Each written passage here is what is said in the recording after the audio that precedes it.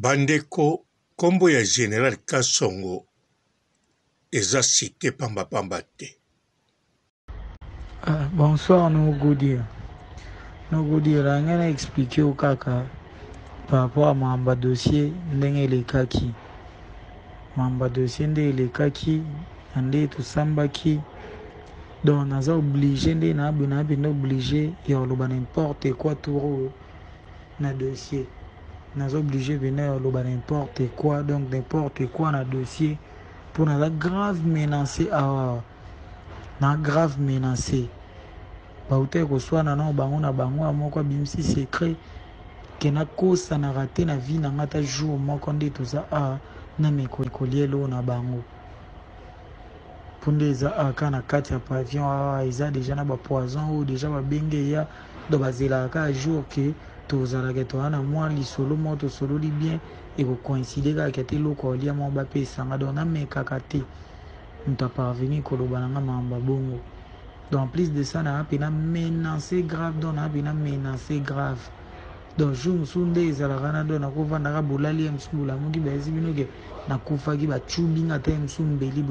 menacé grave. Na maamios na lobaki na bandocha bango na bakawana meto komi ana za sous place moko na bango do na za pina grave menacé penza do na ndé mo ya mabe. Na habité sinon que ça ni dans un voice ceux qui comme pas colonel là ceux qui comme pas procureur hein ceux qui na solution cause de luka moyen ruedinga ya luka moyen ruedinga pour balobara une fois tu avoué ta moitié pardonné donc ce non soit ta peine na sibi en wata na ba façon mususu ke ya ba boité ndenge ba osangana na batu nyos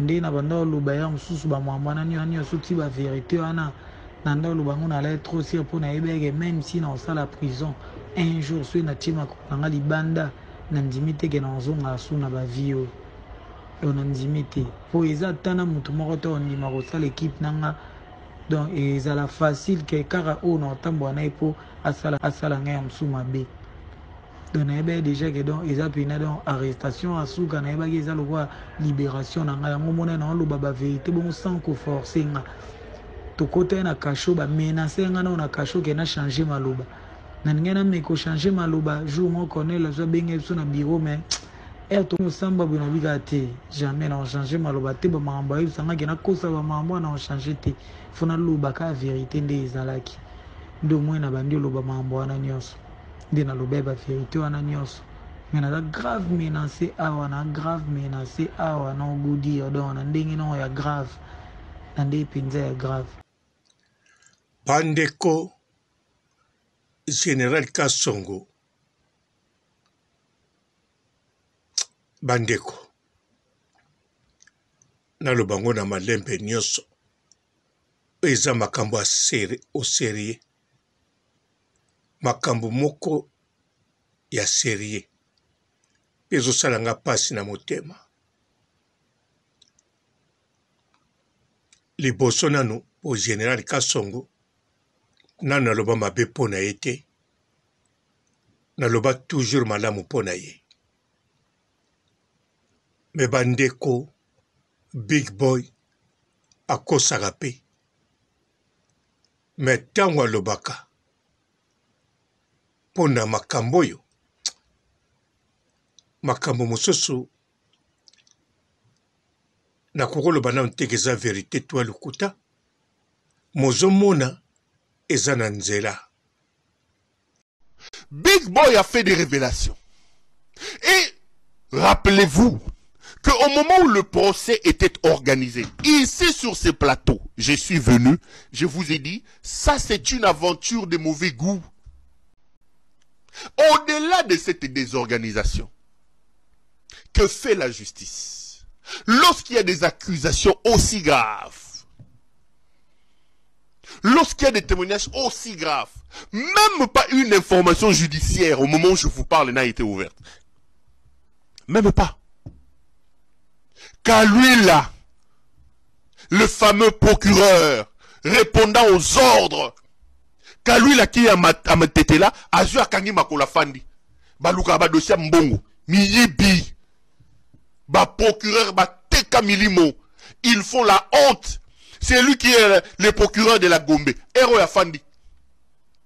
Ils sont là en train d'attendre des dossiers Pero Louara, des dossiers des journalistes, des choses pour faire plaisir à l'Angele Kasfer. Ils vous arrêtent. J'ai appris qu'on leur a transféré mon jeune frère Stani Boujakira. Stani, tiens bon mon cher frère, le journaliste Stani Boujakira a été arrêté, ça fait 3 jours. Correspondant de Jeune Afrique, et ce soir, va transférer dans parquet Yagombe. Demain, vous allez apprendre à Okende Makala. Vous avez vu la cacophonie, le désordre dans lequel ce procès était organisé. La cacophonie, mes chers frères, le désordre inouï dans lequel El Moutingeleka et ses hommes organisaient ce procès. Bazaki même ina mwindate, tu vois les juges assis appeler si téléphone ina yeboé, bazo bise makambu na butoa na téléphone boé. C'est quelle image du pays? Et le comble dans cette affaire, c'est que Big Boy vous dit Reda, la fille la Reda, qui elle aussi a été condamnée dans cette affaire. Big Boy vous dit que Reda a été libéré par l'entremise de ses autorités, dont Kassongo, Silvano, le général. Et au moment où je vous parle, ils ont même fait sortir Reda. Reda se trouve en Afrique du Sud. Bakimisi Reda, en Afrique du Sud. La minute autokoloba. Reda condamné il y a quelques mois ici, dans cette affaire il y a kidnapping. Reda est sorti de la prison comment? Et on vous dit que Reda, au moment où nous parlons, Reda là, elle aussi, sur la liste des kidnappeurs, Reda est en Afrique du Sud. Big Boy vous dit que c'est le général Kassongo et ces gens, chef Oubane Kosala Baumsalande Bakimisi. Toi qu'à lui là, Moussala no copé ça vie de recherche pour que nous Lucapero. Reda est sorti de la prison comment? On vous dit que Reda, à l'heure où je vous parle, Reda est à comment ça s'appelle? En Afrique du Sud. Reda est allé en Afrique du Sud comment? Au moment où je vous parle, Big Boy vous dit que il faisait ces choses avec Kassongo, Silvano Kassongo. Même une simple formation judiciaire pour nous donner l'impression que nous avons une justice qui fonctionne dans ce pays-là. Rien. Ce qui m'a dit, il y a un bon, il y a un ndaku, il y a un dossier sensible. Dès qu'on a un procureur, AG, ah là là là là. Bino, Bozela. Là, le procureur travaille. Car lui, là, quand il s'agit de l'argent, des dossiers sales où il y a de l'argent, procureur quand il s'agit des dossiers pour faire plaisir à la justice, au pouvoir, pour montrer qu'ils sont loyaux, ils acceptent d'être utilisés comme des petits enfants. Des petits enfants. Maïele, science sans conscience n'est que ruine de l'âme. Je vous ai parlé de bonheur, non? C'est lui qui était ici à na Gombe. Moussala na bandaku. Bonheur. Bonheur Moussala na koboto la bandako. C'est quand nous surtout baboto le mutundaku na Gombe. Nani procureur azanakati. Miyibi.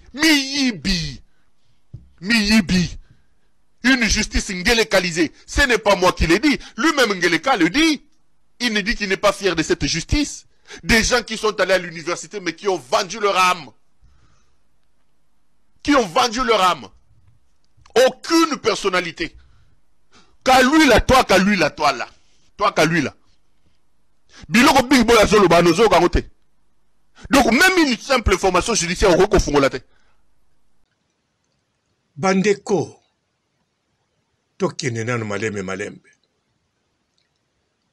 Mbote ba papa ba mama bandeko. Mbote barando na barandonete.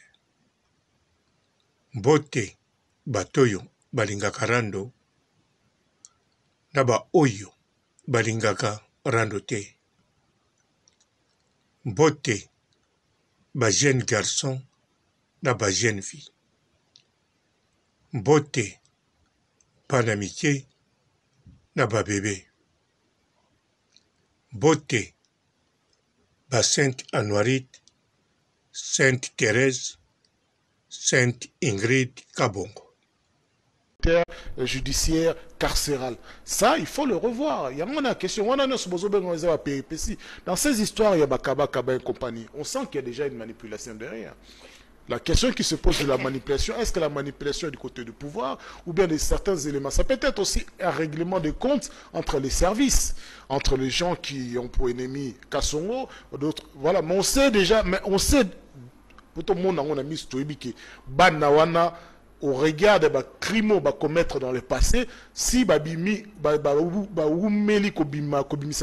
c'est parce que c'est qui n'a pas protection, c'est parce que qui corrompre les magistrats, c'est parce que qui corrompre certains éléments des forces de sécurité de l'ordre. Il y a wana et sali que ba oumela na moulaï, circonstances extraordinaires et sali que ba kanga bango nzambe mo yebi, mais en tout cas ba na wana na makambo ma benios ba salina o ba mesana ko sala baza certainement na ba ramification na bango baza na ba kondimoko na batu moko ya batu ya service batu moko en tout cas baza bazo jouir dans forme de légitimité parce que balati est tenu à militaire, tenu à policier, bazo sala qui trouble et ça l'a maintenu au sein de la population.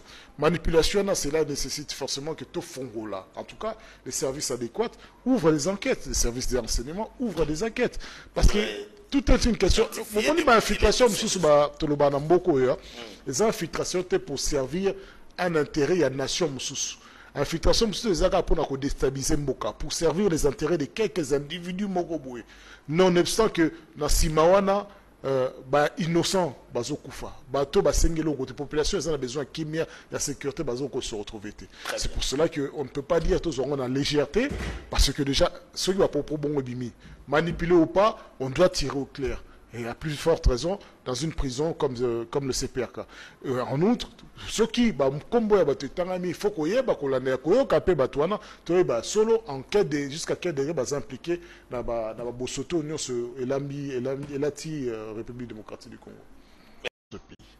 Si on avait un ministre de la justice, on ne verrait pas tout le monde un spectacle Union Salamitain, qu'on bandatan bakanga qui ba élément wana na commissariat provincial. Spectacle les kakwana puis procès wana ezalaki plus procès pour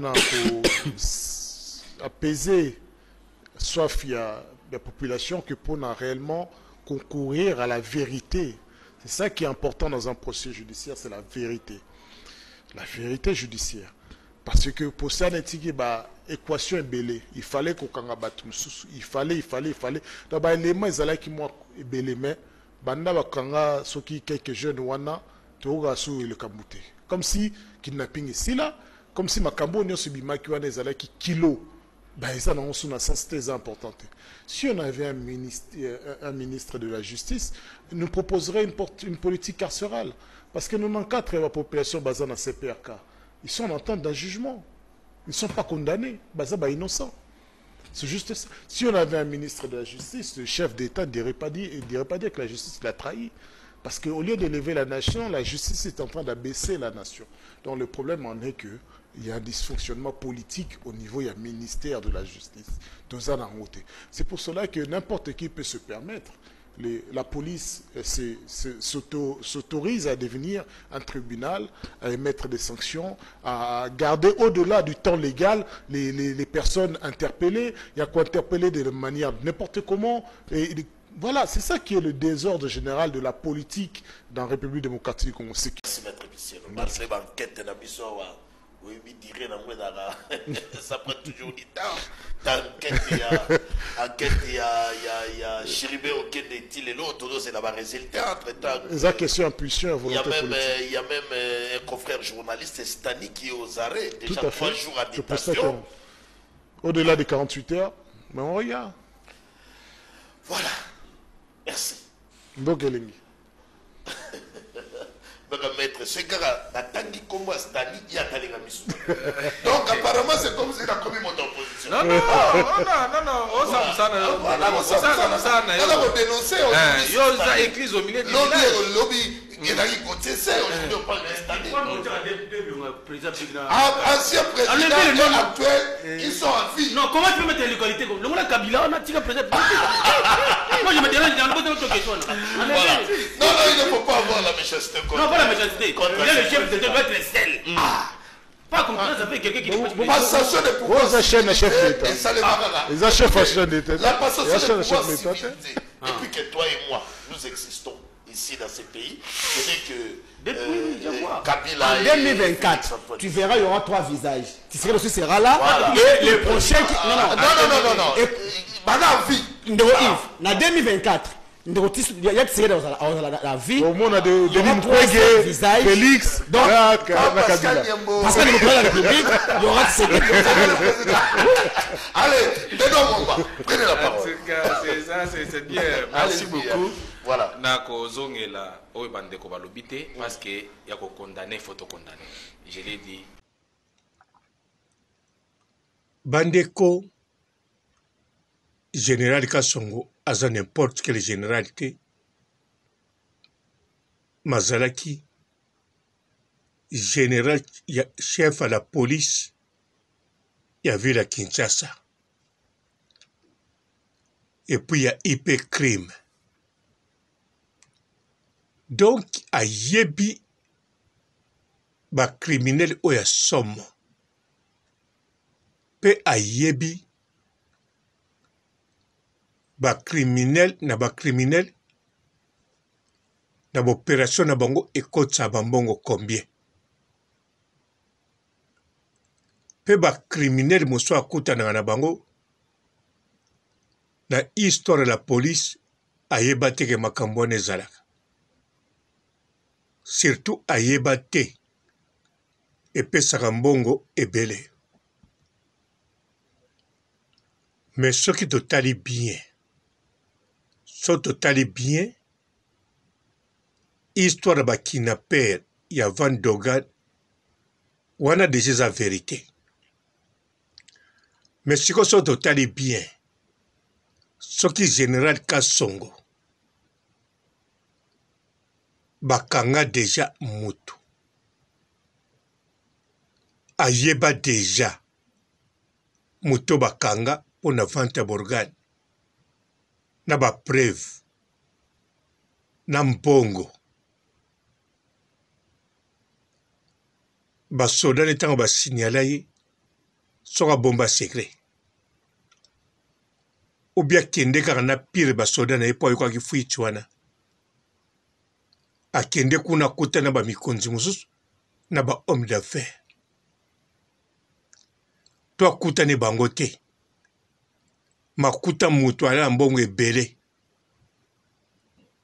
Bakangie na mbongo. Sikoyo ayebi kaka ke circuit ane alaka. Donc c'est possible. Ako kota na circuit wana po na mbongo ebele. Ou bien, ba sollicitaki ye. Na batu moko baza ba pire ye. Ou bien sollicité te mayebisi ye Kasongo. Talangano to uti musika. Ngandeng na zaboy. Na banako tekande. Borgan na batu bakufa. Na bagero à l'est. Yangonde yaki business nanga yambongo. To na kota kasa itango na kendaki na tekaki diamate tika na fongola yo yango mikolo na komi mpiaka ya solo efutaka combien alobi do bako fungula circuit na Kasongo na lobi te za bongo me likambo na lobi likambo na lobi eza na nzela po ye ali chef à la police ba dossier ba kidnapper na ba vente d'organes ekweki na maboko na ye masali ate eloko moko te tie komi vice ministre ya santé alobi na Congo makambo wana ekosalama te. Mais entre-temps, na bamboka musuka ya Afrique. Ba opérer akutu batu te basalaka pe makambo wana te. Mais vente wana ezosalama. eza mpe eloko ya kobombama te. Enlèvement ezosalama. Président ya ye moko andima te ya Tchad. Président Tchad ya ye moko andima te. Makambo amonaki na miso na ye. Bana baleve bango batie bango na cargo. Balati mpe bilamba ya ONG mpo na bana mike toyedaka bana. Bomona bomema bana banda Afrique ti Espagne na cargo. Bakomi banani babetail bakoli poso boni boyede bana bokomema bango loka liboso na cargo te. Bokomema bango nango te, bokomema bango na avion ya bien. Bavani na kiti bazolia pe bien. Po bazoke na adoption. Cargo eza pona ba marchandise. To pona ba parachutiste.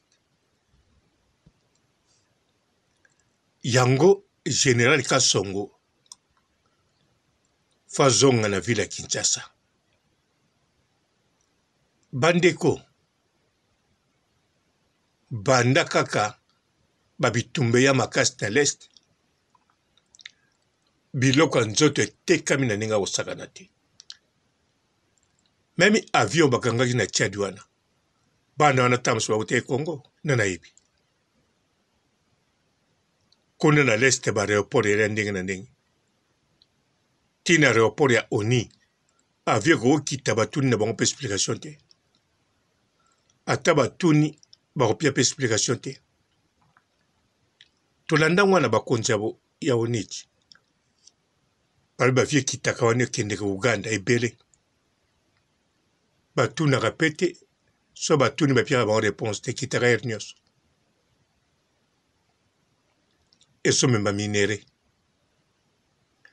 Bandeko Général Kasongo vraiment aza moto fois passé devant la barre api explication. Po bato tozoluka baza bato minene baza na la police. Baza na armée. Bazali babisiki ebele wana. Donc eza penza nécessaire bandeko. Donc big boy akokoloba ou akoloba. Mais faut ndimela ye na makamu mosusu.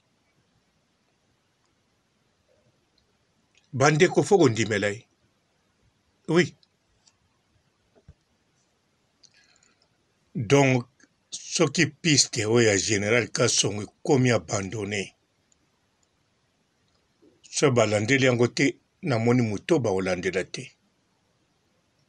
Po bandeko soki big boy atangaki bato moko ba inconnu.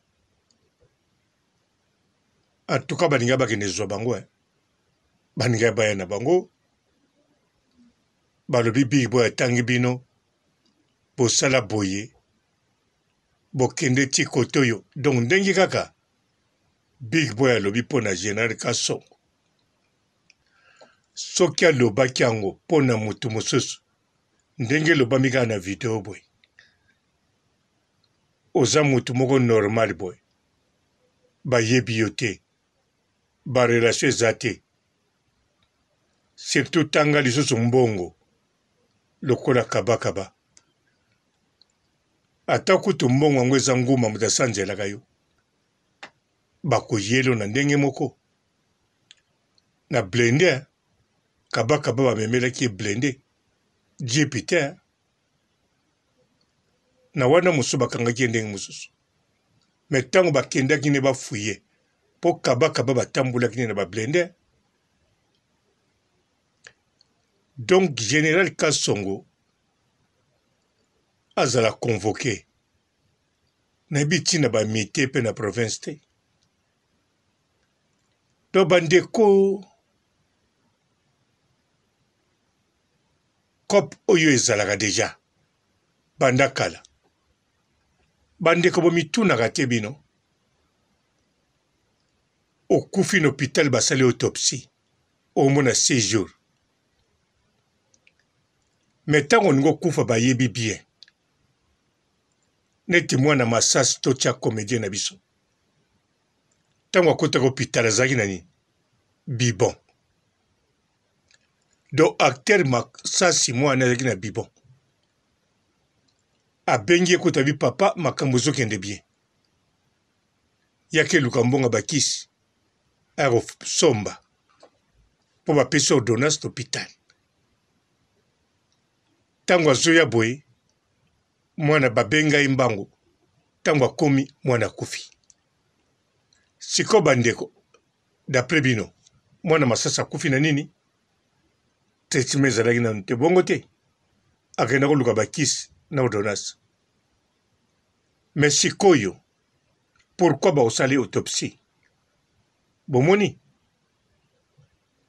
mpo autopsie ekokute cher ke bakisi oyo masasi akenda koluka me bango bakosala autopsie siko mpo baloba na masasi mwana nakufi na nini mpo soki natuni masasi mpo na nini basaki mwana autopsie etanke akufi mpo yoki eluka bakisi kisi eza nanu te oyebo ya kufi ozokomprendre te masasi akoloba nanga eza mpo bayeba so akufi na nini so natuni masasi eza très important masasi akoloba nanga teke eza très important akoloba boye robo yo vandaka na Kinshasa te biso na Kinshasa ekome nango bongo okufi basali yoka autopsie so natuni masasi oza mpe d'accord akoloba nazala d'accord te basalaka autopsie mutu mpe eza kufi basala oyo bakosala biso tozwi ebembesili aomona bongo